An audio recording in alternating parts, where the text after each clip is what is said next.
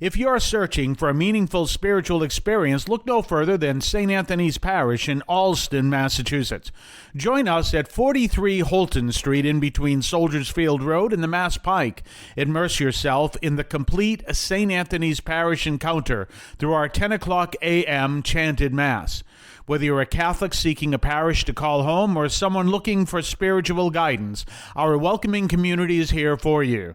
Visit our website at www.stanthonyalston.org for more information. St. Anthony's Parish, where faith finds a home. Welcome to the voice of St. Anthony Parish from Allston, Massachusetts, right here on WROL 950 AM 100.3 FM. And you can also hear us at CatholicAudiomedia.com. That's CatholicAudiomedia.com. We're going to switch over to the last part of my commencement speech. I was going to split this into two parts, but I think we'll hear the entire end of the speech today, and then I'll talk a little bit about it tomorrow. In the meantime, we're switching over to our imaginary Catholic University and the imaginary commencement speech. I will tell many of you to go out there and change the world. Have a great time if you want to, but if you find you did not change the world, do not be discouraged. How can you change the world for Christ, however? One soul at a time. What is the most important goal that you can have in your lifetime and give to your future children? Heaven. So teach your children about heaven and doing the will of God. Do not teach them exclusively to avoid sin. If that is all you teach them, you can turn them into virtuous atheists, of which there are many. Just because someone is an atheist, do not believe he or she is not virtuous. I am sure you have figured out by now that atheists are not by default murderers or robbers or adulterers. Also, I am sad to say you probably know that there are Catholics who are murderers or robbers or adulterers. Did you know that the FBI wiretapped a mob planning session? The men engaged in planning a murder. They planned to kill their target in an Italian restaurant and then realized the date for the murder was on a Friday.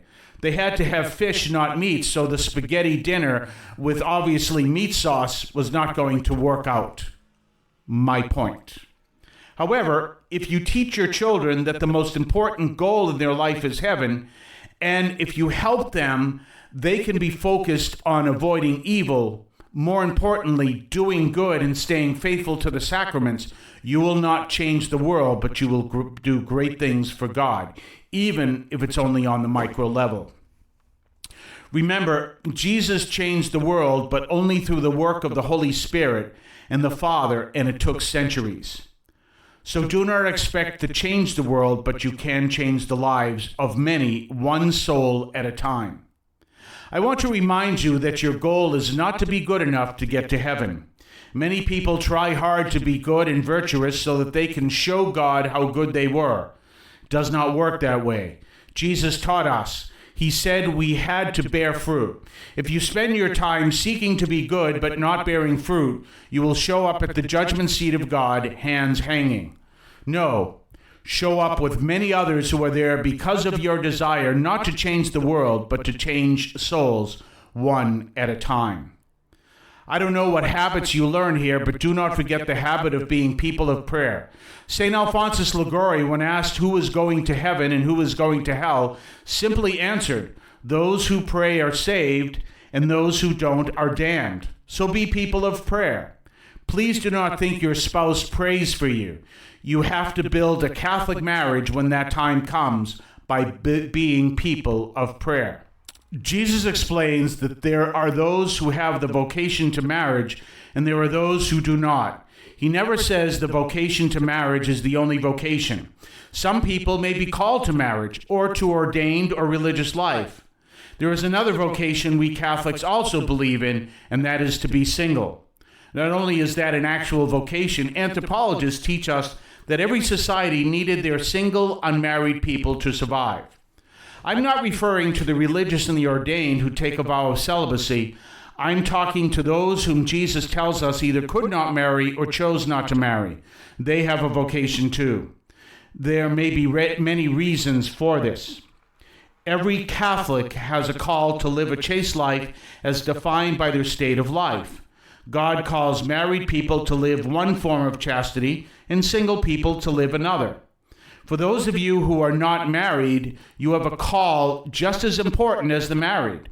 You may find in your vocation that you have a call to a deep, spiritual, Christ-centered friendship. St. John Cardinal Henry Newman had a deep friendship with Ambrose St. John. When the latter died, Cardinal Newman, now saint, believed his grief was deeper than that of married couples. In our society, there is a thing that the church fights against called same-sex marriage. The church disagrees with it because she believes it is working to break down the traditional family. However, that doesn't leave out deep personal relationships and friendships such as you saw with Cardinal John Henry Newman and Ambrose St. John. The law allowing same-sex marriage comes from not understanding the reality of deep personal friendships. When one of the two died, the survivor had no rights to grieve publicly. They could not be there to see the body after the person died. They could not go to the funeral, and in a multitude of cases, they were not even told where their loved one was buried. This is one of the reasons for same-sex marriage in this country, because of the cases where the people could not grieve properly because they were not related. Imagine during COVID if a loved one was sick and you would not be able to visit or be there when the loved one died.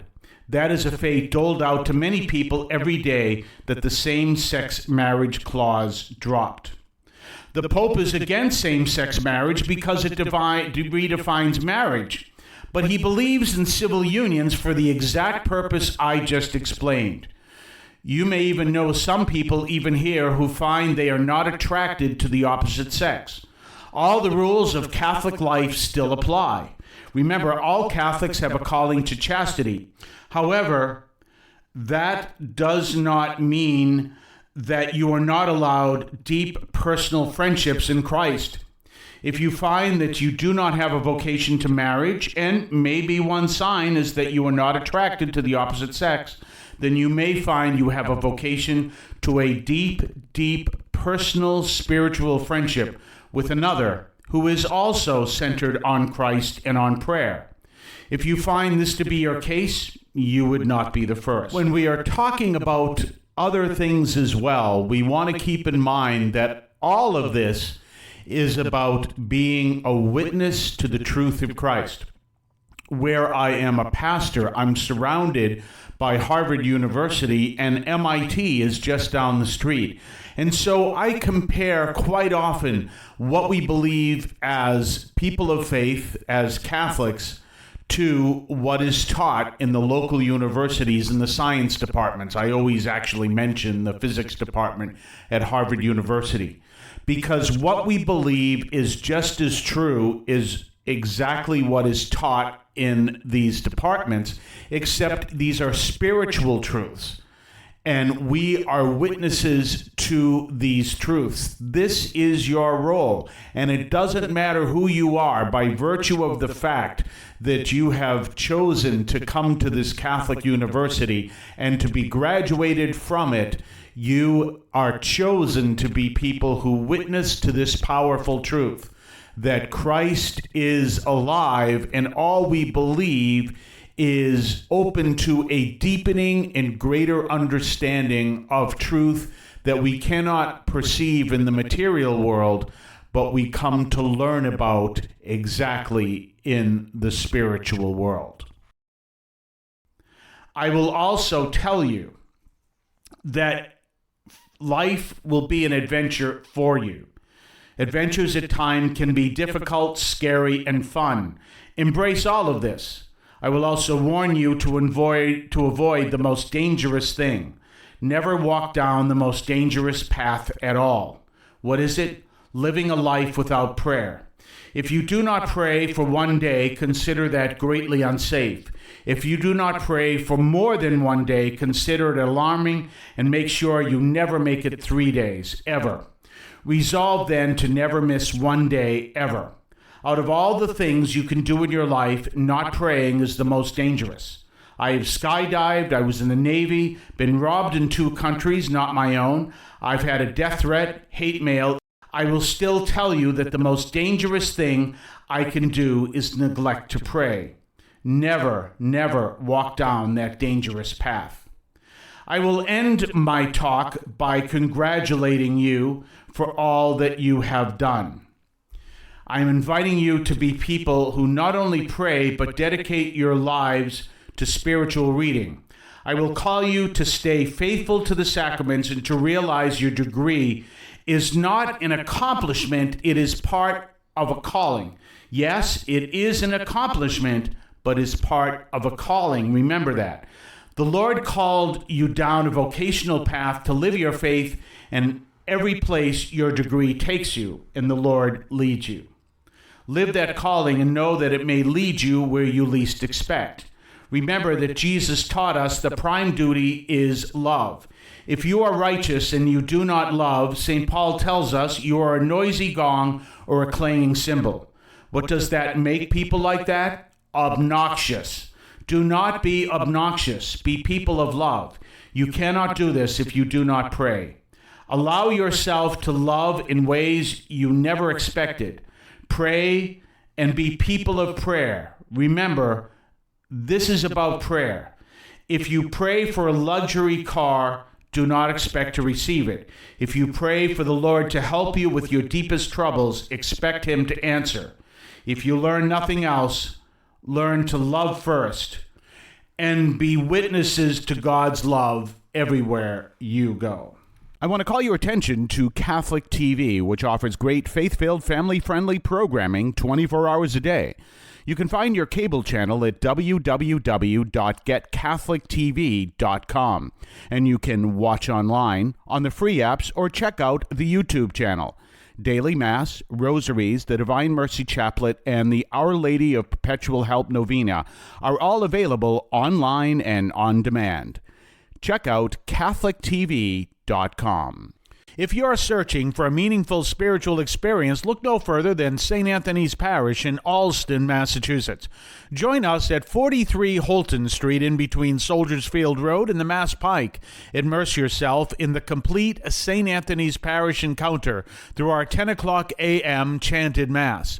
Whether you're a Catholic seeking a parish to call home or someone looking for spiritual guidance, our welcoming community is here for you. Visit our website at www.stanthonyalston.org for more information. St. Anthony's Parish, where faith finds a home.